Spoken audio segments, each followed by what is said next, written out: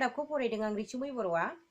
हाग्रामा सरकारा बड'लेण्ड मुंख्लंफोरखौ अनसायाखै होनना अजद होना मुंख्लं नखरनि सोद्रोमाफोरा फेरगाव महकुमानि लांगोनायाव 3 घन्टा सोमावसारनाय हाबाफारि लादों। उदालगुरि जिल्लानि सिङाव थानाय बड'लेण्ड मुंख्लंफोरनि गोबां नखरानो दिनैसिम सरकारा फोसावनाय 5 लाख रां अनसुंथाइखौ मोननो हायाखै। मख'जाथावदि उदालगुरि जिल्लानि सिङाव थानाय फेरगाव महकुमायाव गोग्लैनाय गोबां ओनसोल खैराबारि डिमाकुसि आरो गोबां जायगानि बड'लेण्ड मुंख्लं नखरनि सोद्रोमाफोरा जोबोद दुखु दाहानि गेजेरजों जिउ खांनो गोनां जादों। सरकारा फोसावखानाय रांनि अनसुंथाइखौ माखासे मुंख्लं नखरा दासिमबो मोननो हायाखै। बेखौनो खुद्रिनानै आरो रांनि अनसुंथाइखौ थाबैनो मोननो थाखाय दिनै फेरगाव महकुमानि सिङाव थानाय गोबां मुंख्लं नखरनि सोद्रोमाफोरा महकुमानि लांगोनायाव 3 घन्टा धरना लायो। गावसोरनि दाबिखौ थाबैनो सुफुंनो महकुमा बेंगिरिनि गेजेरजों सरकारनिसिम गोसोखां बिलाइबो गथायो। खौरां बिजोंनि मोगा-मोगियाव मुंख्लं नखरनि सोद्रोमाफोरा हाग्रामा महिलारि बिथांखौ सोंखारियो, लोगोसे थाबैनो मुंख्लं नखरनि सोद्रोमाफोरनो अनसुंथाइखौ होनो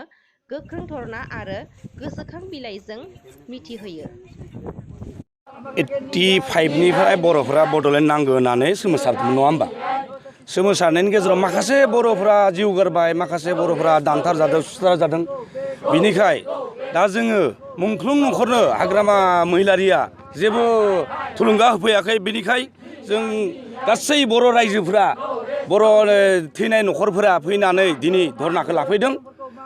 बिनिखाय बिनि उनाव बिथांमोना जुदि बिब्दिनो सरकारा जुदि दालाल खालामोब्ला जों खुनु दिनै रेहाय होआ बिथांमोनखौ आरो माखासे जों धरना लाबावगोन। मानो होनबा जोंनि बड'लेण्ड सोमावसारनायाव माखासे बर'फोरा दानथार जादों, सुथार जादों। बिनि गेजेराव बिराद आलानि न' सावजादों। बिथांमोना जेबो जोंनि फारसे सुफुंनो हायाखै। 15 बोसोर जालांबाय हाग्रामा सरकारा सरकार जागासिनो दङ। दासिम बर'फोरनो थाइसे फैसा बा सानैसोनो होदों बिथांनि बिपिएफ सरकारनि रायजो राजानो आरो खाफाया माने बिपिएफ खालामैफोरनो फैसा होआखै बिथांमोना। बेनिखाय जों दा दिनै बे 28 फेब्रुवारिनि 28 फेब्रुवारिखाय बेखाय जों माने धरना लादों आरो दा नांगौ बायदियै जुदि थाबैनो बिथांमोना सुफुंनानै होआब्ला जोंनि बड'लेण्ड सोमावसारनायाव माखासे मुंख्लं जानायफोरनो बिनिखाय जों आरो धरना लाबावगोन आरो गोख्रोंनि सायाव गोख्रों खालामबावगोन। आंनि बुंनायखौ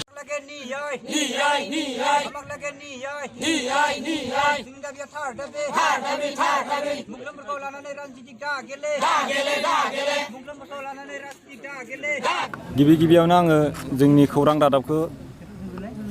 जोंनि नैबे होसिख्रावनायखौ दिनै हाग्रामा सरकारनि क'क्राझारसिम दैथायनायाव मददथि होनायखाय आं साबायखर बावबाय। दिनै एसेबां मुंख्लंफोरा नैबे लांगोनायाव फेरगावनि साब डिभिजननि लांगोनायाव जिरायनो गोनांथियानो जाबाय थांनाय बिटिसि सरकारा आजि 15 बोसोर जाबोबाय सरकार दानाया दिनैयालासिम मुंख्लंफोरनि जेबो आसाखौनो दिनैयालासिम सुफुंनो हायाखै। मानो होनब्ला बै बड'लेण्ड दाबिनायाव बेसेबां सोरनिबा बिफा थैदों, सोरनिबा बिदा थैदों, सोरनिबा फिसाज्ला गोमा जादों। बेफोरनि सन्मानखौ दिनैयालासिम जोंनो बावहराखै। दिनै आसाम सरकार आरो बिटिसि सरकारा जोंनि मुंख्लं नखरनो 5 लाख करि जि अनसुंथाइ होनाय अर्डार होदों बेखौ आधाया मोनबाय आरो बाखिखिनियानो दासिमबो होनाय जायाखै। बेखायनो आङो थाबैनो नैबे जायगानिफ्राय बिटिसि सरकारखौ हांख्रायहरदों दे नैबे आइ आफा बिमा बिफा थैलांनायनि अनसुंथाइखौ थाबैनो जोंनो मुख्लायना होनांगौ, नङाब्ला जों बेनिफ्राय होस्रिखावना बुंहरदों बेनिख्रुइबो जों जों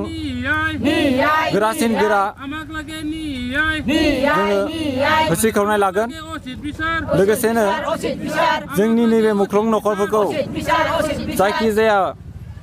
पेन्सन नङाबा मोनसे साख्रि होनायनि रादाय लानांगौ। मानो होनब्ला फैगौ बिसायख'थि फैगासिनो दं। जुदि जोंनि मोन्थाइखौ जुदि थारैनो सुफुङाब्ला जों फैगोन इलेक्सनाव सासेबो मानसिखौ जों भट होनो होआ बेनि थाखायनो जों गुरै खावलायहरदों आजि 85 निफ्राय दावहा सोलिबाय थानायाव बेसेबां गाग्रुब जाबाय खुख्लुब जाबाय जोंनि मुख्लंफोरा दिनै आलासिनि जाना दङ जोंखौ मानो बेबायदि लामायाव लाबोनांगौ दिनै होसिख्रावनो मानो गोनां जाथों बिखौ जुदि आगोलावनो नोंसोर सुफुंनायबा जों बिदि होसिख्रावनो गोनां जानाय नङामोन बेयो जोंनि जोबोद लाजिथावना बाथ्रा जोंनि मुख्लंफोरखौ दासिमबो नोंसोर जेबो सनमान होआखै गावसोर गारियाव जिरायना दं दामि दामि गारि लानानै गिदिंगासिनो दं जोंनो दिनै मा होदों सरकारा दिनै मा होदों जोंनो जेबोखौनो होआखै जों लासिंसिं मोनो दिनै मुख्लं जानानै मानो मुख्लं जानो गोनां जाखो जों बर' हारिनि थाखाय दिनै मानो लासिंसिं जानांखो जोङो गामिथिं थांबा बुङो जोंखौ नोंसोरनि मुख्लङा मा मोनखो दिनै मा नोंसोर राजनिति गेलेनानै दिनै बेसेबां गोदो गोदो जालांबाय दामि दामि गारि गाखोबाय दिनै जों मा साइकेलफोराबो गाखिनो खम गैया बेनि थाखायनो आं गुरै होसिख्रावना बुंहरदों नैनिफ्राय क'क्राझारसिम मानगोनां चिफ हाग्रामा महिलारि सार नोंथाङा जेरै गारि जिरायनो लुबैदोंब्ला जोंनि होसिख्रावनायखौ थाबैनो जाफुंहोनांगोन नङाब्ला नोंथांखौ फैगौ गारियाव जों जिरायनो होनाय जानाय नङा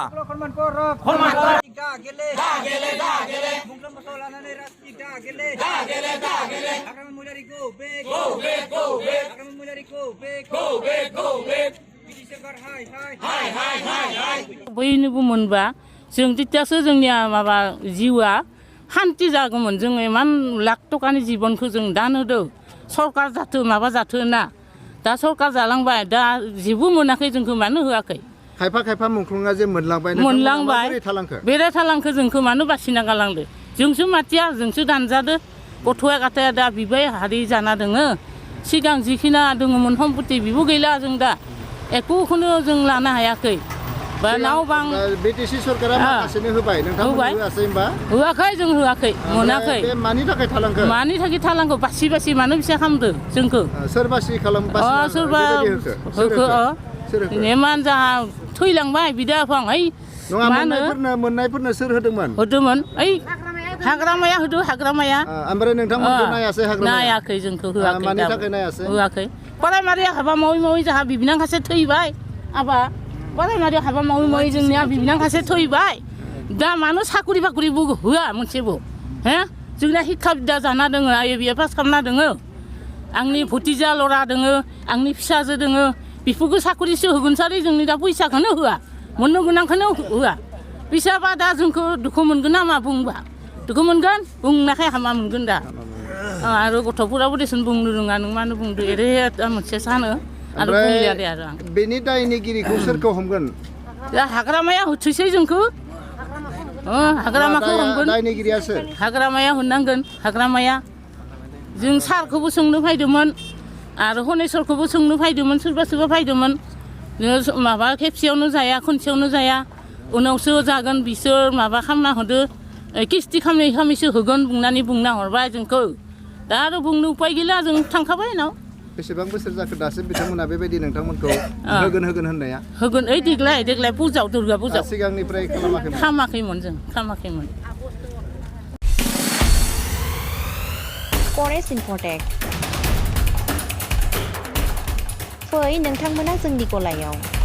बेयावहाय लेपटप डेस्कटप प्रिन्टार स्केनार खम बेसेनावनो मोनो आरो बेयावहाय कम्पिउटार फाहामनाय जायो ইয়াতে আপোনাৰ কম্পিউটাৰ লেপটপ ডেস্কটপ প্ৰিণ্টাৰ আপোনাৰ কম্পিউটাৰৰ যদি কিবা প্ৰব্লেম হয় আপোনাৰ সলভ হ'ব এই দোকানখনৰ যোগেদি আমাৰ ৰাইজৰ বহু সুবিধা হ'ব গুৱাহাটীলৈ যাব নালাগে আপোনালোকৰ যদি কিবা লেপটপ বা কম্পিউটাৰ প্ৰব্লেম হয় প্ৰিণ্টাৰ প্ৰব্লেম হয় আপোনালোকে ইয়াতে আনক ইয়াতে আপোনালোকৰ প্ৰব্লেম সলভ হ'ব আৰু যিকোনো বস্তু আপুনি কম দামতে পাব পাৰিব গড়েশ্বৰ Baksa Saraniya plaza opposite UCO bank গড়েশ্বৰ